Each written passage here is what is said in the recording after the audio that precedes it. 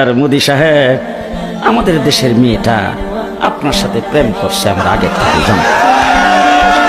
আগের থেকেই জানতাম প্রেম করছে, কারণ বক্তৃতার মধ্যে দাঁড়ায় যখন বলছে স্বামী স্ত্রীর সম্পর্ক, আমরা কিন্তু সেই প্রেমকে সমর্থন করি নাই।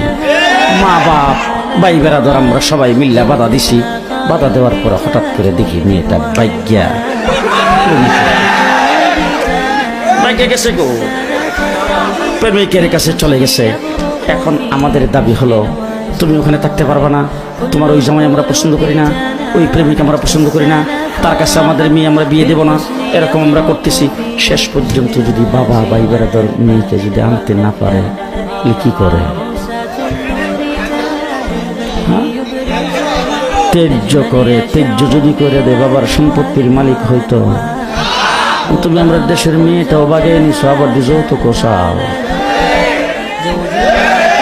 ঘটনাটা কি?